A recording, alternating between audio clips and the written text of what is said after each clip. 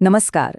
आज आपण एका अशा जबरदस्त प्रकल्पाबद्दल बोलणार आहोत, जो आपल्याला विश्वाची अशी काही रहस्य सांगणार आहे, जी आपण आजपर्यंत कधीच ऐकली नाहीत. चला तर मग, लायगो इंडियाच्या या अद्भुत जगात प्रवेश करूया.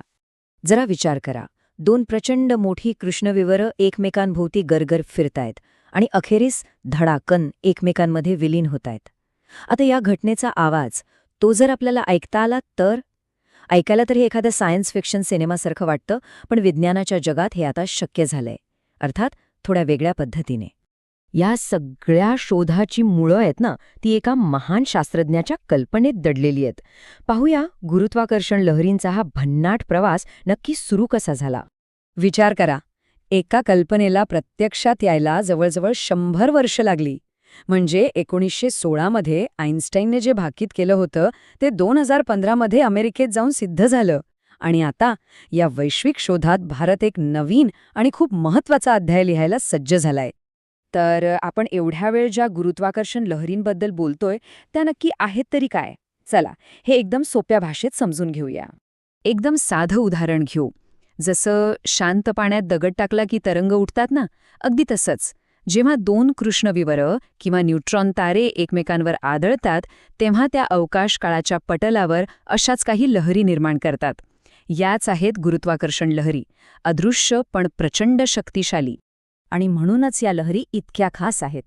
त्या प्रकाशाच्या वेगाने प्रवास करतात आणि अब्जावधी वर्षांपूर्वी घडलेल्या घटनांची माहिती थेट आपल्यापर्यंत घेऊन येतात. त्या आपल्याला गुरुत्वाकर्षणाची अशी काही रहस्य सांगतात, जी मोठ्यातल्या मोठ्या दुर्बिणीतूनही कधी दिसू शकत नाहीत. ठीक आहे, मग प्रश्न हा आहे की या अदृश्य लहरींना शोधण्यासाठी नेमकं कोणतं अविश्वसनीय तंत्रज्ञान वापरलं जातं? चला बघूया. हे तंत्रज्ञान आहे ना, ते खरंच डोकं चक्रावून टाकणार आहे. बघा होतं काय, एक लेझर बीम, एक प्रकाश किरण 2 भागांत विभागला जातो. आणि हे दोन्ही किरण 4-4 किलोमीटर लांब बोगद्यामधून प्रवास करतात. आता गंमत इथेच आहे. जेव्हा एखादी गुरुत्वाकर्षण लहर पृथ्वीच्या आरपार जाते, तेव्हा ती या बोगद्यांची लांबी किंचितशी बदलते.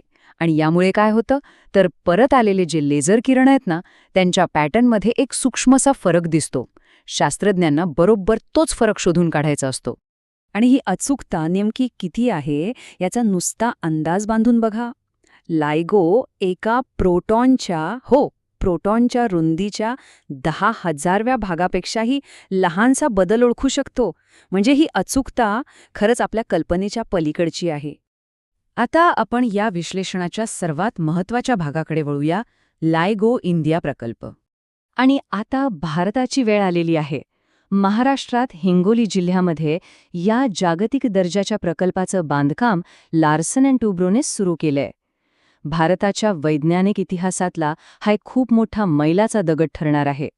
हा प्रकल्प म्हणजे एका मोठ्या आंतरराष्ट्रीय सहकार्याचं उत्तम उदाहरण आहे. यामध्ये भारताचा अणुऊर्जा विभाग, विज्ञान आणि तंत्रज्ञान विभाग, अमेरिकेची नॅशनल सायन्स फाउंडेशन आणि लार्सन अँड टुब्रो सारख्या भारतीय कंपन्या एकत्र येऊन काम करत आहेत. आणि हेच तर या प्रकल्पाचं सगळ्यात मोठं वैशिष्ट्य आहे. म्हणजे लायगो इंडिया एकटा काम करणार नाही, तो अमेरिका, इटली आणि जपानमधल्या वेधशाळांच्या जागतिक नेटवर्कचा एक भाग बनेल.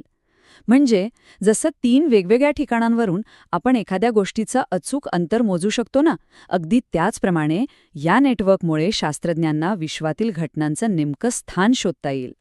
पण हा प्रकल्प भारतासाठी आणि जगासाठी इतका महत्त्वाचा का आहे, याचे नेमके फायदे काय आहेत?